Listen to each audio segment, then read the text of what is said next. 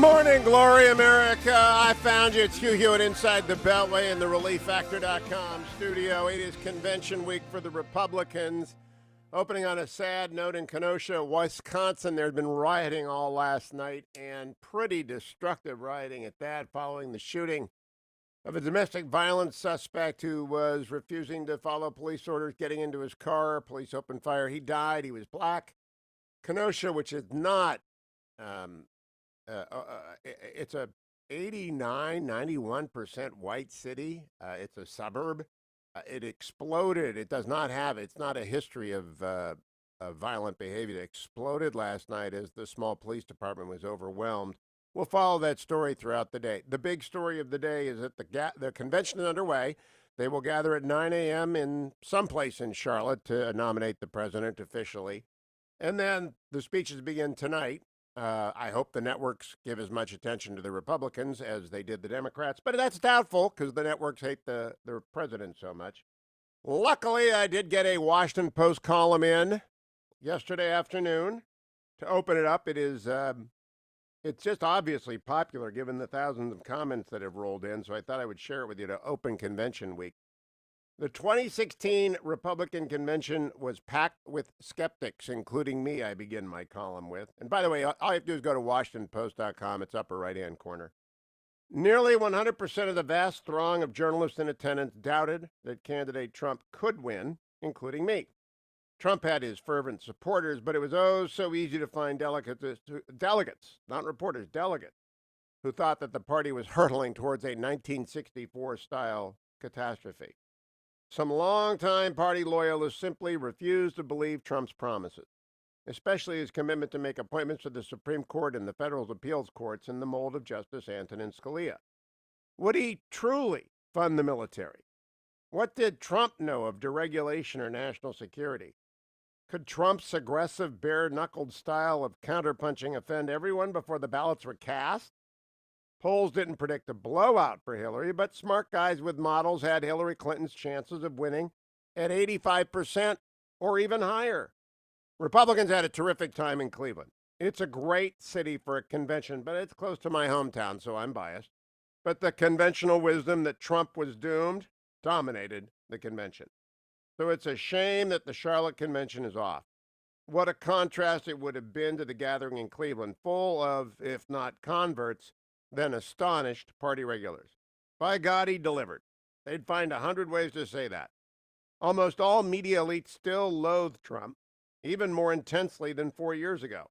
It's hard to find broadcasts on stations other than Fox News that are remotely fair, though a handful of major figures remain balanced. Former Trump skeptics like me have been persuaded that he will do what he promises, but he won't change. A second Trump term will be rhetorically the same as the first. Military budgets will be the same. Judicial nominees the same. Deregulation efforts will continue. Taxes will stay where they are. In a second Trump term, confrontation with the Chinese Communist Party would sharpen and possibly increase as clear-eyed appraisal of the CCP takes root. Tariffs on our allies and unhinged traditional free traders should fade, but those ringing China will remain as our Navy's buildup continues. Our exit from Afghanistan will be completed and our footprint in Iraq reduced. The peace accord between the United Arab Emirates and Israel is the first fruit of Trump's peace plan for the region. The deal itself was birthed from the regional yawn that followed after Trump moved the U.S. Embassy to Jerusalem. Trump himself may or may not relax in a second term. The FBI machinations against Trump, though limited to a handful of actors, and the absurdity of the Mueller investigation and the impeachment proceedings have become clear. Notice how little time Democrats spent on those last week? The virus will recede, driven back by new therapies, if not a vaccine. The regard most Americans have for themselves and others will end politicization of the pandemic. No matter who wins in November, schools will reopen and commerce, except for that which is permanently migrated online, will return to the streets. The astonishing pace of housing starts in July is a critically revealing detail. The pent-up demand the president predicted in the spring has arrived, just like the expected V-shaped rebound in the market. Employment is returning. We have to plan for the next virus outbreak. Others are certain to follow. If Trump closes the borders again, no one will call him xenophobic. When the border wall is complete, and perhaps even sooner, regularization not just of dreamers, but of all nonviolent immigrants in the country can proceed. Trump has been ready to strike that deal for 4 years. Manufacturing incentives are poised to draw factories back to the heartland, and big tech will find it necessary to invest in America, not faraway country. Later, politics will shift towards 2024 as a dozen Republicans begin to position themselves to succeed Trump, and as AOC, Representative Alexandria Ocasio-Cortez, completes her lightning takeover of the Democratic Party, presumably beating Charles Schumer in 2022, as House Speaker Nancy Pelosi exits stage way left. The Trump realignment would be complete. That's what would have been the discussion in Charlotte or Jacksonville, Florida, and it is still the discussion among center-right talking heads. Manhattan and Beltway media elites remain largely unaware or purposely indifferent to the vast change Trump has overseen. So blinded are they by rage at him personally that they have abandoned journalism for vendetta. Their anger does not matter. Donald Trump won't change. Neither will his policies nor the lasting benefits they have brought. The cost of the pandemic is high, but fair Americans don't blame Trump. They are calculating their future security, prosperity, and crucially, freedom. Freedom is the undervalued variable in the 2020 election calculation. Americans love their freedom, and Trump, like every GOP nominee of my lifetime, is freedom's candidate. So that's my column in the Post. I want you to send it everywhere because it's a great opening argument for the Republicans. And I think if you also go and find the Wall Street Journal column, which I'll get to in the next segment, Trump's second term opening, you have the second best essay of the day. Mine's over at WashingtonPost.com. There is at the opinion section of the Journal. Now, let me check the markets early, brought to you by Birch Gold. HughGold.com, HughGold.com, or you can text my name, Hugh, to 474747. When I was doing my show prep this morning, I came to the Wall Street Journal on gold. ETF boom fuels gold's sharp rise. The 2020 gold rush in markets is starting to unnerve even some longtime fans of precious metals. Gold futures are near records, up 28% for the year. You should have listened to me.